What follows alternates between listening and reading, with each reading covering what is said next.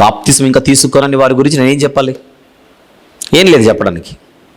ఎందుకంటే మీరు ఇంకా సిలువ దగ్గరికి రాలా. ఆయన కార్చిన రక్తంలో మీ జీవితాలు ఇంకా మీరు కడుక్కోలేదు. నేనేం చెప్పగలను?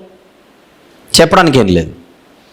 ఎందుకంటే బాగా తెలుసు మీకు, యేసుక్రీస్తు ప్రభు లోకానికి వచ్చింది మనందరి కోసం రక్తం గార్చి ప్రాణం పెట్టడానికని. ఆయన రక్తమే మనకు శరణ్యమని తెలుసు. ఆయన రక్తం మాత్రమే మన జీవితాలు కడుగుతుందని తెలుసు. పాపము నుంచి మనల్ని విమోచించి బయటికి తీసుకొని వస్తుందని తెలుసు. తెలిసినా ఆయన దగ్గరకు రాలేదనంటే this is up to you. Baptism ఇంకా తీసుకోనని వారి గురించి మాట్లాడుతున్నా. ఎందుకంటే పరిస్థితులు బాగలేవని మరి ఇక్కడ నేను పునరుద్ఘాటిస్తున్నాను. వాయిదాల మీద వాయిదాలు వేసుకుంటూ చూద్దాములే, చేద్దాములే, గడవని రోజులు అని అనుకుంటే రోజులు గడుస్తాయి కానీ మన ఆయుష్ గడిచే పరిస్థితులు లేవు. ఈరోజు పరిస్థితులు బాగలేవు. ఉదయకాలం యాప్రాల్లో కూడా ఇదే విషయం చెప్పాను. మనము తినే తిండి ఆరోగ్యకరమైంది కాదు, తాగే నీరు సరిగా లేదు, కెమికలైజ్డ్ ఫుడ్ మనం తింటున్నాం, నకిలీ ఫుడ్, కల్తీ ఫుడ్.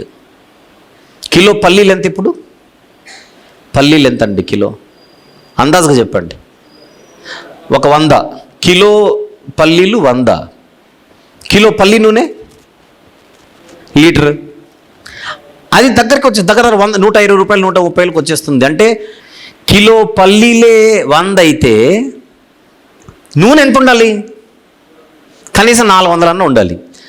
120కే మనకు నూనె వచ్చేస్తుందనంటే అది మనం తినే నూనె, వాడే నూనె అది ఒరిజినల్ కాదు. అది తెలిసినా వేసేసుకుంటాం అంతే. నకిలీ.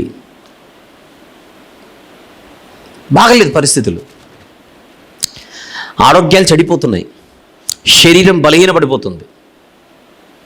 ఇలాంటి పరిస్థితిలో ఈరోజు మనం బతికేటప్పుడు ఎంత జాగ్రత్తగా ఉండాలి. ఎవరి గుండె చప్పుడు ఎప్పుడు ఆగిపోతుందో తెలీదుగాక తెలియదు. నేను ఇంకా ఆయన దగ్గరికి రాను, ఆయన కార్చిన రక్తంలో నా జీవితాన్ని కడుక్కోను, ఇంకొక 2 ఏళ్ళు ఆగుతాను, 3 ఏళ్ళు ఆగుతాను, 5 ఏళ్ళు ఆగుతాను, ఎంత ధీమా అంటే మరణం ఎవరికైనా వస్తే వాళ్ళకు వచ్చింది కానీ నాకు ఎప్పుడు రావాలి?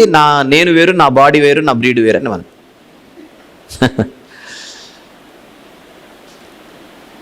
జిమ్కి వెళ్ళిన వాళ్ళు జిమ్లో చచ్చిపోతున్నారు ఈరోజు. బజార్కి వెళ్ళిన వాళ్ళు బజార్లో చనిపోతున్నారు ఈరోజు. మార్కెట్కి వెళ్ళిన వాళ్ళు మార్కెట్లో చనిపోతున్నారు ఈరోజు. గడప దాటి ఇంటి నుంచి బయటకు అడుగు పెడితే మళ్ళీ ఇంటికి వచ్చేంతవరకు గ్యారంటీ లేని పరిస్థితులు. మనకేమో చూద్దాం చేద్దాం అనేటువంటి పెద్ద ధీమా. బ్యాప్టిజం తీసుకొనని వారితో నేను నేరుగా మాట్లాడుచున్నా. మీరు ఆలోచించవలసిందిగానే మనవి చేస్తున్నాను.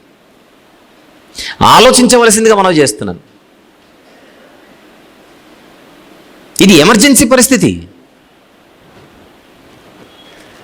ముహూర్తాలు చూసుకొని బాప్తిస్మం సిద్ధపడకూడదు. 3 నెలల తర్వాత నా పుట్టినరోజు ఉంది, డిసెంబర్ 31 అయితే బాగుంటుందట అందరూ అన్నారు, జనవరి 1 అయితే ఇంకా బాగుంటుందట. రోడ్డు మీద యాక్సిడెంట్ అయి కాలిరిగి రోడ్డు మీద ఉంటే అప్పుడు ముహూర్తాలు చూసుకుందాం ఒకసారి. 3 నెలల తర్వాత ముహూర్తం బాగుందంటే రోడ్డు మీదనే తీసేద్దాం. మనకు అర్జెన్సీని గుర్తించే పరిస్థితి మనకు లేకపోతే ఎలా? ఒక అత్యవసరమైనటువంటి పరిస్థితి ఉంది, మన పాపాలు ఆయన రక్తములో కడుక్కోవడం అన్నది.